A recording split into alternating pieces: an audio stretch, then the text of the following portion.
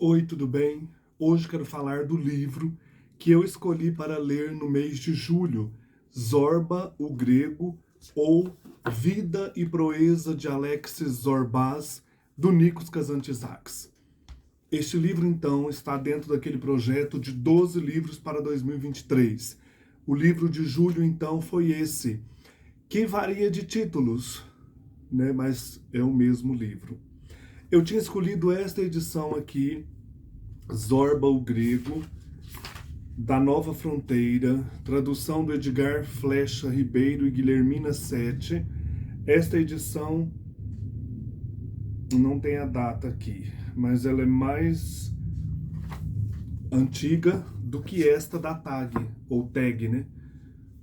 Clássicos, não sei se é isso. É uma tag em que uma pessoa escolhe os livros. E aqui vem nessa caixa, capa dura, edição bem bonita, com esta revistinha também, falando de quem escolheu o livro, falando do autor e falando um pouco do livro.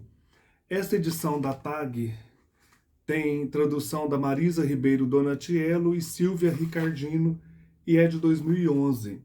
Como eu achei esta edição no sebo, eu comprei e fiquei com ela. Li por ela. Por quê? Porque ela tem um prólogo que esta edição aqui não tem. E, claro, uma edição mais recente do livro de Nikos Kazantzakis. Deixa eu mostrar a foto do Nikos que está aqui. Dele eu já li um outro livro sobre São Francisco, o Pobre de Deus. Nikos Kazantzakis nasceu na capital da ilha de Creta, chamada Heraklion, hoje pertencente à Grécia. Quando ele nasceu, esta ilha estava sob o domínio do Império Turco-Otomano. Nikos Kazantzakis, então, nasceu lá no dia 18 de fevereiro de 1883. Considerado por muitos o mais importante autor grego do século XX e indicado para o Prêmio Nobel de Literatura 9 vezes, Nikos Kazantzakis foi um escritor itinerante. Atravessou continentes buscando alívio para suas angústias existenciais e registrando descobertas no formato de poesias, romances, peças teatrais, livros de viagem e reflexões filosóficas. Primeiro de 4 filhos, Nikos carregou durante a infância a responsabilidade de substituir o pai, Miatis, na luta pela libertação de Creta da ocupação turca. Quando uma violenta revolução cretense teve início, sua família refugiou-se em Naxos, onde o jovem Kazantzakis adquiriu o domínio da língua francesa ao estudar em um colégio de padres. Mais tarde, inscreveu-se na Universidade de Atenas para estudar direito, dando início a uma carreira intelectual distante da que havia sido esperada por Mialis, o seu pai.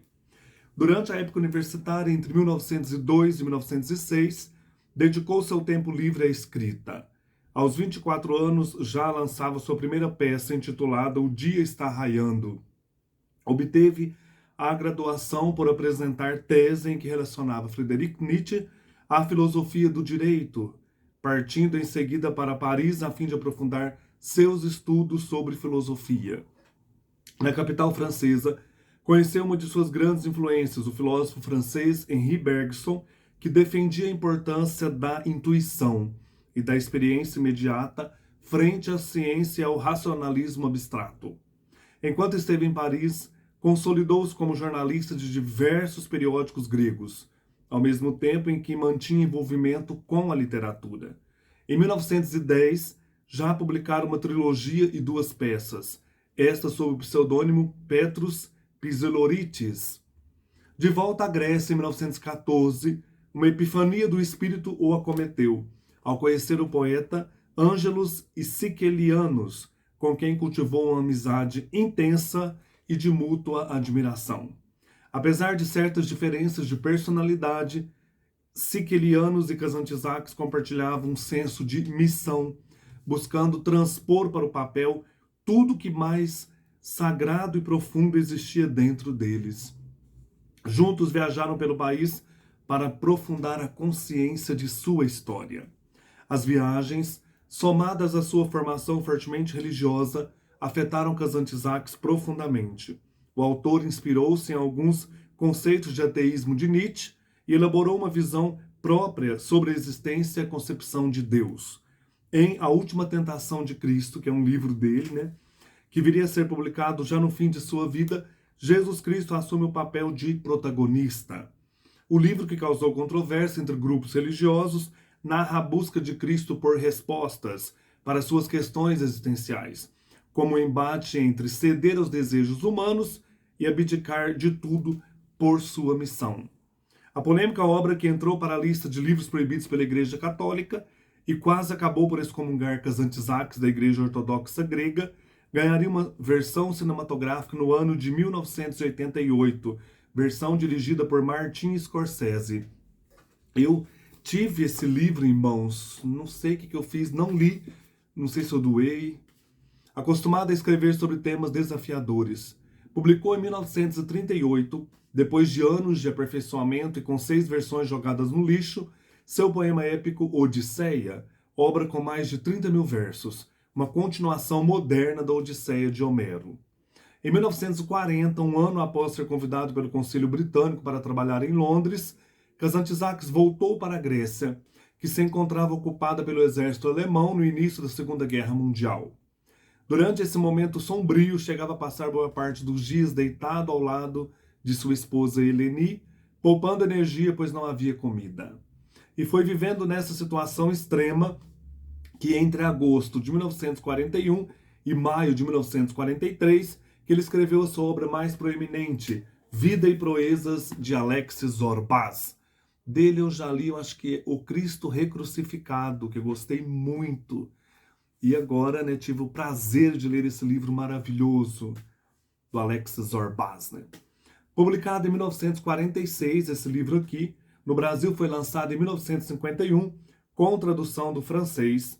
Vida e Proeza de Alexis Orbaz foi adaptado para o cinema no ano de 1964, sob o título de Zorba, o Grego.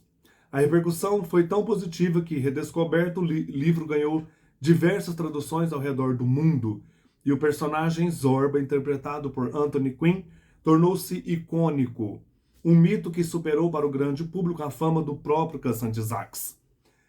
Falecido em 1957, o autor não pôde testemunhar o grande sucesso de sua obra.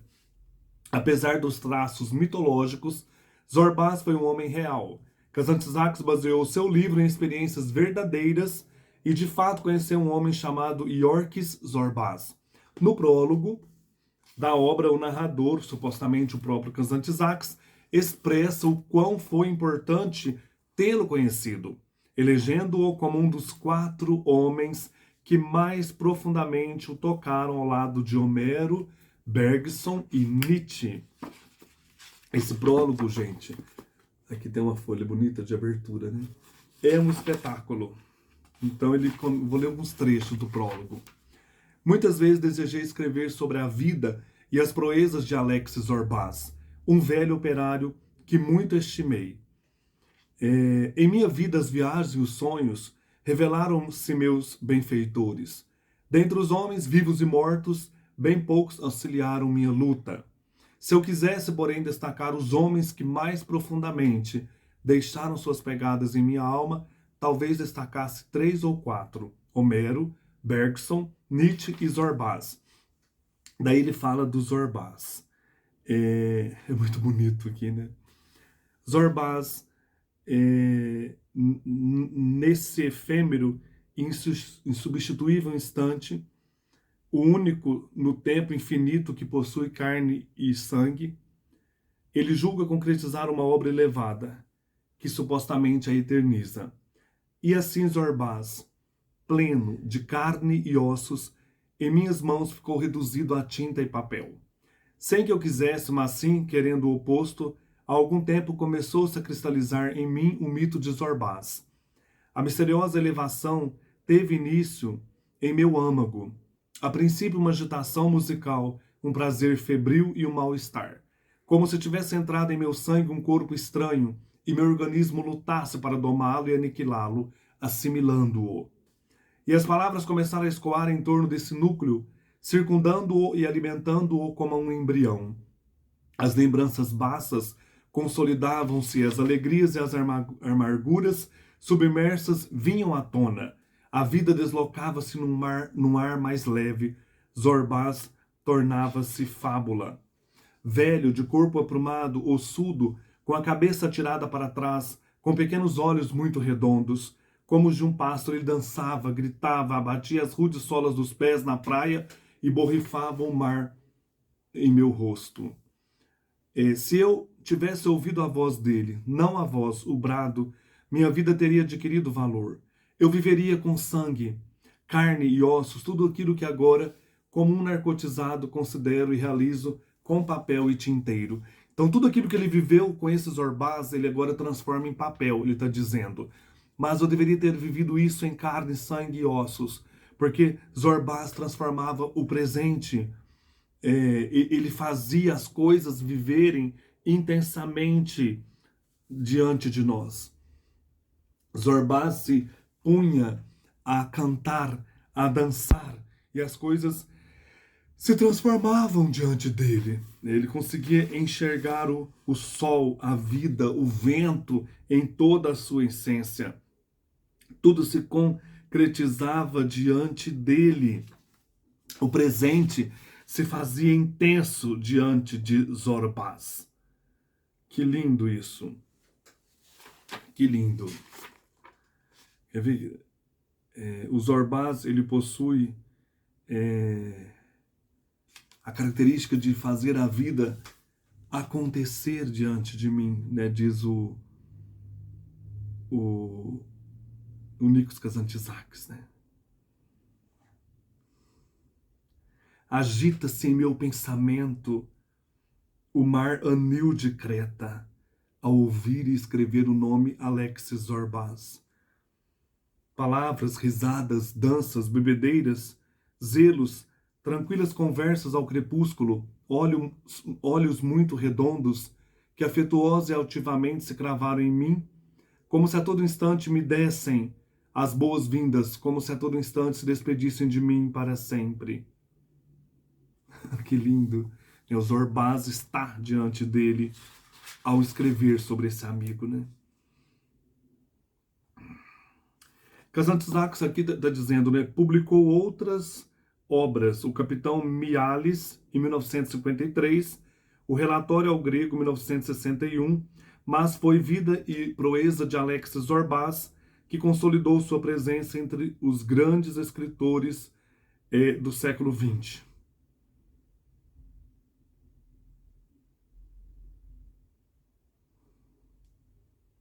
Em 1957, ao passar longo período combatendo a leucemia, Kazantzakis faleceu ao contrair a gripe asiática, que já corria a Europa e o mundo. Em sua lápide, um indício do profundo impacto de Zorbás em sua vida. Nada espero, nada temo, sou livre. Então, como eu disse, acompanhando esse livro, vem este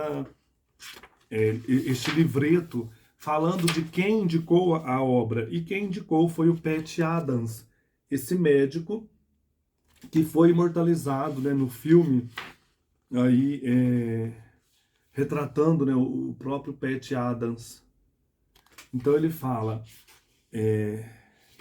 que quando o Pat Adams, leu Kazantzakis, ele ficou tão tocado que ele leu todos os outros livros do Nikos Kazantzakis, né? O Pat Adams fala, tá aqui, olha.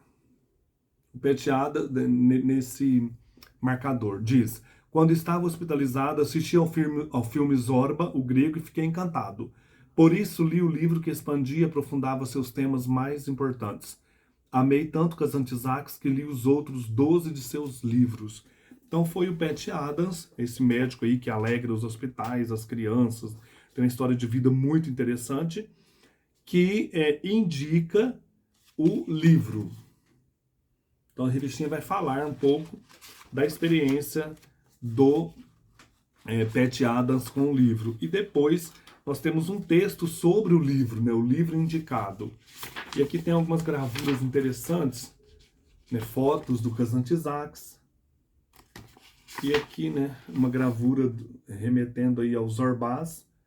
E aqui é o próprio narrador, né, que seria um alter ego mesmo do Kazantzakis, né? Porque o livro, na verdade, ele fala de um narrador, né, de um intelectual que tem aí uma vontade, né, de ir para a ilha de Creta, procurar lignito, né, nas minas aí de lignito. E ele encontra nessa viagem para a ilha de Creta o Zorbás, que era um operário, e ele leva o Zorbás com ele para essa ilha, para extrair lignito. Então, de um lado, nós temos um intelectual só acostumado a escrever, né, a manter uma vida assim, bem com livros, e de outro, o Zorbás, que é um operário que vive intensamente o lado dionisíaco da vida. Então nós temos aí o Dioniso de um lado, né, e o Apolo do outro. O Apolo seria essa razão do Nikos Kazantzakis ou do narrador. Então o livro vai trabalhar isso com grandes e longas conversas importantes sobre temas fundamentais como vida, amor, morte, quem é o homem no mundo, né, que nós estamos fazendo aqui nesse mundo. Então tudo isso é que para mim tornou o livro maravilhoso. As discussões em torno desses temas. E também outra coisa que eu gostei muito são as descrições da natureza. É como se você estivesse lá em Creta, na ilha grega, né, saboreando aquela riqueza, aquela beleza ali. Depois eu vou ler uns trechos. Então, falando aí sobre o livro, né? A vida e proezas de Alexis Zorbás é uma ode à amizade. Foi adaptada para o cinema, como eu já disse, em 64, sob o título de Zorba, o Grego. A repercussão foi tão positiva que o livro foi redescoberto, ganhou diversas traduções ao redor do mundo e torna-se um mito, né? O próprio Zorbás tornou-se um mito mais do que o Alexis Kazantzakis, mais do que o Nikos Kazantzakis, né? O personagem supera o autor. Todo mundo fala do Alexis Zorbás, mas não fala tanto do Nikos Kazantzakis, que é o autor. O autor, então, Kazantzakis, como eu disse, faleceu em 57, não pôde ver o sucesso, então, do seu livro. Apesar desses traços mitológicos, Zorbás foi, então, esse homem real. E aqui nós temos essa experiência, né, esses ecos de leitura aparecendo no livro. Isso eu gostei muito também. Nós temos no fundo ali das reflexões do narrador aquilo que inspirou o Nikos Kazantzakis. As suas leituras, os livros, aquilo que ele gosta, né? Aparece ali, por exemplo, Buda, ele está sempre lendo um livro de Buda, a própria Odisseia de Homero. Então é interessante, alguns textos, né, importantes vão aparecer no livro, algumas ressonâncias mitológicas e também de leituras do próprio autor. E é interessante que no livro esse personagem do Alexis Zorbás, ele toca um instrumento chamado santir. Apesar de ser um homem bruto, esse Alexis Zorbás troca esse instrumento, que é um instrumento de origem persa, e seu nome significa 100 cordas. 100 não com S, com C. Muito presente na música clássica persa, o santir pertence ao grupo do saltério, uma espécie de harpa, e é derivado do símbolo húngaro e predecessor do cravo. Confeccionado com uma caixa de ressonância feita de madeira com formato de trapézio. Comumente encontrado com 72 cordas subdivididas em grupos de 3, 4 ou 5 que passam por cima do tampo da caixa. As cordas são percutidas com 2 baquetas de madeira. Para tocar, coloca-se o santir no colo do instrumentista ou sobre uma pequena base na posição horizontal. Então aqui nós temos um QR Code para ouvir o santir, algumas músicas que despertam o leitor para o livro, para a experiência aí com Alex Zorbás. Então aqui ele está carregando o santir, né, esse instrumento quadrado aqui em suas mãos. Então em vários momentos o Alex Zorbás toca esse instrumento e dança junto com o narrador. ou para o narrador. Então é muito interessante. Agora, o livro recebe, então, além de o título de Zorba o Grego, Vida e Proezas de Alexis Zorbas, recebe também o título de O Velho Zorba. Então é interessante a gente passar por isso, né, olhando essas questões aí importantes em torno do livro. Agora, gente, qual o tema do livro, né? O tema, não, vamos dizer assim, o enredo, por alto. A vida e proeza de Alexis Zorbas é o relato, em primeira pessoa, de um intelectual frustrado por ter levado uma vida até então limitada aos livros e escrita. Provocado por um velho amigo e decidido a viver mais intensamente, lança-se em uma viagem para explorar uma mina na ilha de Creta, onde conviverá com homens simples, operários e camponeses. Enquanto espera o navio que o levará à ilha, conhece Zorbas, a quem contrata para auxiliá-lo na empreitada. Personagem memorável, esse homem primitivo, bruto, que se expressa através da música e da dança, quando as palavras não são suficientes, provocará no narrador mudanças profundas. Como narrativa ora bem-humorada, ora dramática, Nikos Kazantzakis, indicado ao Prêmio Nobel de Literatura por 9 vezes, celebra a amizade, a liberdade, expressa suas angústias e visões de mundo. Por esta obra teve sua presença consolidada entre os grandes autores do século XX. Tá, agora o que eu achei de tudo isso? Desse livro, minhas impressões. É um narrador intelectual que vai para a ilha de Creta com esse operário Zorbas, que é um espírito livre, um espírito bruto da natureza, explorar uma mina de lignito. E enquanto Zorbas trabalha, o intelectual fica lá escrevendo, estudando Buda, lendo a Divina Comédia, e vão conhecendo as pessoas dos lugares, vão falando das mulheres, dos amores. O Zorbas se envolve com uma antiga cortesã lá da ilha. O narrador também conhece uma viúva, conhece os camponeses, as pessoas da aldeia. Então, em meio a tudo isso, nós temos grandes momentos de diálogo importantes sobre temas da vida. Isso eu gostei demais. E o Zorbas tem um projeto de construir um teleférico ligando lá do alto do monte, na floresta, até a praia para trazer os troncos de madeiras.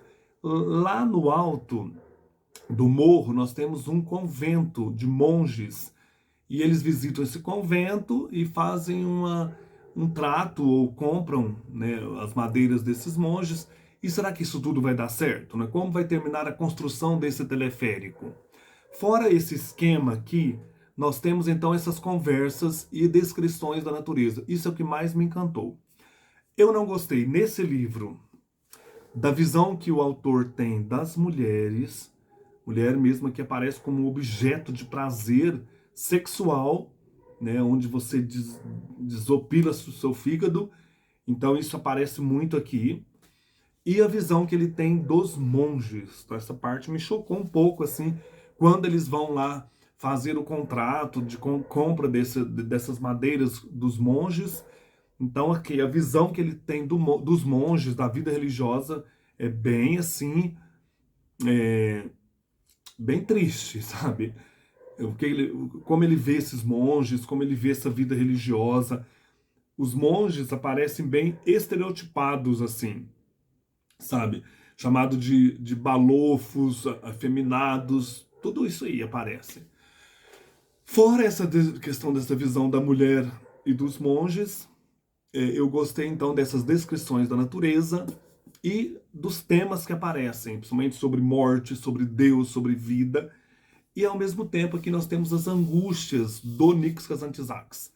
Então, assim, eu já li algumas coisas sobre a história dele. Ele foi um homem que procurou sempre questionar, né? O que eu estou fazendo aqui no mundo? O que é a morte? Quem é Deus? Para onde vamos? Então isso aparece em todos os livros do Kazantzakis.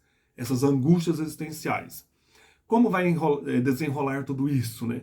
Como vai terminar esta estadia do Alexis Zorbas com o narrador lá na ilha de Creta? Então, leiam um livro para vocês saberem, né, como vai terminar tudo isso. O prólogo já dá uma ideia, né, do que está acontecendo. Não sei se é por isso, no presente, né? Não sei se é por isso que aqui não tem o prólogo.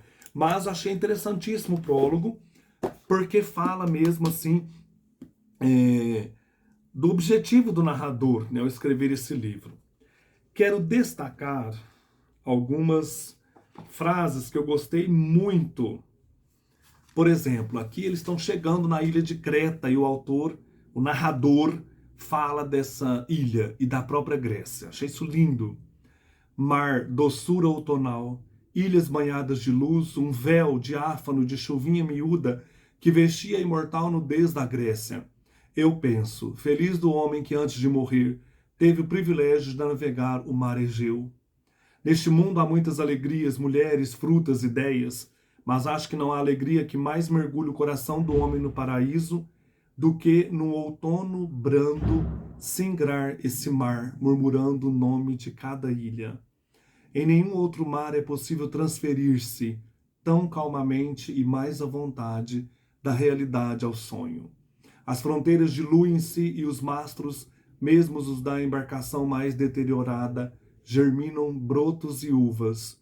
Verdadeiramente, aqui na Grécia, o prodígio é a indiscutível flor da necessidade. É a indiscutível flor da necessidade. Achei isso lindo. Sobre a compaixão.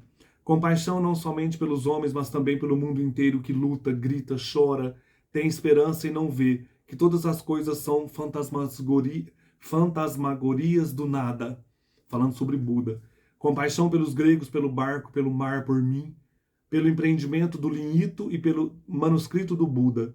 Por todos esses inúteis entrelaçamentos de sombra e luz que por um instante revolucionam e contaminam o ar. Que lindo isso. Depois, sobre a liberdade. A liberdade. Em vez de jogar um raio para nos fulminar, Deus nos dá a liberdade. Não entendo nada. Ou não existe isso que chamamos Deus, ou Deus estima os assassinatos e as infâmias. Ou essas coisas que chamamos de assassinatos e infâmias são indispensáveis à luta e à angústia do mundo. Como uma flor pode brotar e alimentar-se do estrume e da imundície? Digamos que o estrume é o ser humano e a flor é a liberdade, Zorbaz. Sobre o paraíso. E se fosse possível cada homem escolher o seu paraíso no céu, de acordo com o gosto, assim deveria ser. Isso é que quer dizer paraíso. Eu diria a Deus, meu Deus, que meu paraíso seja uma Creta, cheia de murtas e bandeiras, e que dure eternamente o momento em que o príncipe Jorge pôs o pés em Creta. Não quero mais nada. Olha que bonito, né? Meu paraíso seria um lugar cheio de cachorros e livros. Mais descrições. À tarde chegamos à nossa praia arenosa. O sol cobria-se e descobria-se a face da terra, iluminava-se e obscurecia-se como um rosto vivo e conturbado. Permaneci por um instante na areia e olhei. A solidão sagrada estendeu-se diante de mim, venenosa, sedutora como o deserto. É bonito demais. Ele fala de Shakespeare, da tempestade, da peça Tempestade. E um dia lá o narrador vai para as montanhas ler Dante, olha que bonito. Para não ouvir, abri rapidamente o Dante, o companheiro de viagens, a fim de exorcizar meu terrível demônio interno. Repleto de tristeza e força, eu folheava, lia esparsamente um verso, um terceto, lembrava-me do canto inteiro, e das páginas flamejantes elevavam-se os condenados urrando. Mais adiante, grandes almas feridas pelejavam para escalar uma montanha altíssima. Ainda mais acima, almas bem-aventuradas flanavam em prados de esmeraldas, como luminosíssimos pirilampos. Eu subi e desci o impressionante edifício de 3 andares do destino. Circulava à vontade pelo inferno, pelo purgatório e pelo paraíso, como se esse edifício fosse a minha casa. Provocava sofrimento, esperança e deleite, vogando sobre os versos extraordinários. Fechei o Dante e contemplei o mar ao longe. Olha que elegia bonita, né? Os versos de Dante. Contemplava o mar ao longe, lendo Dante. Coisa linda, né? Navegando pelos destinos humanos aí, inferno, purgatório e paraíso. Sobre a morte. Agir como se não houvesse morte e agir tendo a morte no pensamento o tempo todo, talvez seja uma só coisa. Nossa, achei isso muito forte. E aí, gente, tem muita coisa interessante que eu sublinhei aqui, né? Não vou ficar lendo tudo. Olha sobre Zorbaz, né? Ao lado de Zorbaz, o tempo adquiria um novo sabor. Já não era uma sucessão matemática de acontecimentos, nem um insolúvel problema filosófico em meu interior. Era uma areia quente e finíssima, e eu a sentia escapar entre meus dedos, suave e acariciantemente. Bendito Zorbaz, sussurrei, que deu um corpo amável e ardente às noções abstratas que tiritavam dentro de mim. Quando ele se ausenta, eu começo a sentir frio de novo. Então, a alegria dessa amizade, né? Uma amizade intensa que transforma o narrador, que dá vida ao narrador, né? Mais um texto lindo aqui. O antigo é palpável, consolidado. Nós o vivemos e combatemos a todo instante. Ele existe. O porvir ainda não nasceu, não podemos pegá-lo. Ele é fluido, feito do material com que são moldados os sonhos. Shakespeare. É uma nuvem golpeada por fortes ventos, o amor, a imaginação, o acaso, Deus. Rarefaz-se, adensa-se, transforma-se. E mesmo o maior profeta somente pode dar um sinal aos homens, e quanto mais impreciso o sinal, tanto maior o profeta. Quer dizer, né, o porvir ainda é um sonho. Né, para onde iremos? Nossa, é lindo demais. Olha esse texto aqui. Fiquei olhando os Zorbaz a levantar o magro pescoço ossudo e a beber silencioso. Eu observava, pensando no quanto essa vida é verdadeiramente um mistério espantoso. Como os homens se encontram e se separam da mesma forma que folhas de outono, perseguidas pela borrasca. Como lutamos inutilmente para nos apoderarmos com o olhar do rosto, do corpo, dos gestos da pessoa que amamos. E, no entanto, em poucos anos não nos lembraremos mais se os olhos eram azuis ou negros. A alma humana devia ser de duro bronze ou de aço e não de ar, gritava eu por dentro. Aqui, né, no momento da separação de Zorbaz e o narrador, né? Então ele quer guardar no coração o olhar, o rosto dos Zorbaz no momento em que eles se separam, né? Então, assim, é um livro maravilhoso. Tem esses porquês, né, esses pensamentos aí, claro que a gente entende, do autor, mas o livro é incrível. Um dos grandes livros da literatura grega. Eu gosto muito do Nikos Kazantzakis. Já li pouco, quero ler mais sobre dele, né, mais livros dele. E esse aqui foi uma surpresa maravilhosa, né, uma leitura muito bonita, né? Aqui tem uma frase de Sócrates. Para conseguir a amizade de uma pessoa digna é preciso desenvolvermos em nós mesmos as qualidades que nela admiramos. Então, Nikos Kazantzakis faz uma ode à amizade, né? Quando você tá com alguém, né, e essa pessoa transforma a sua vida. Outro problema importante aqui é o problema de Deus. Tem um texto interessante aqui, olha. Deus existe ou não existe? Aqui está na página 136, 137. Vou terminar com isso. O que você diz disso, patrão? Ele chama sempre o narrador de patrão. E se existe, tudo é possível. Como você imagina? Levantei os ombros e não respondi. Agora olha o que o Zorbaz vai falar sobre Deus. Patrão, não ria, mas eu imagino Deus igualzinho a mim, só mais alto, mais forte, mais maluco e imortal. Ele está sentado preguiçosamente em macias peles de carneiro. Seu barracão é o céu, não de chapas de ferro como o nosso, mas sim de nuvens. Sua mão direita não segura nem espada nem balança. Essas são ferramentas para os carniceiros e os merceeiros. Deus segura uma grande esponja encharcada de água como uma nuvem de chuva. À sua direita está o paraíso, à sua esquerda o inferno. Chega a pobrezinha da alma nua em pelo, pois perdeu o corpo e está tiritando. Deus olha para ela e ri disfarçadamente, mas se faz de bicho papão. Vem cá, diz para ela, engrossando a voz. Venha cá, amaldiçoada. E começa o interrogatório. A alma cai aos pés de Deus. Piedade, eu pequei, exclama. E desata a falar de suas faltas. Fica falando, elas não têm fim. Deus fica entediado e boceja. Cale-se já, grita. Você me deixou surdo. E zás, com um golpe de esponja, apaga todos os pecados. Escafeda-se para o paraíso, diz. Pedro, coloque também esta pobrezinha lá dentro. Patrão, é preciso que você saiba que Deus é um grande fidalgo E fidalguia é isto, perdoar. Amei, coisa linda. Nix Kazantzakis, Vida e Proezas de Alex Zorbaz. Um abraço, até mais.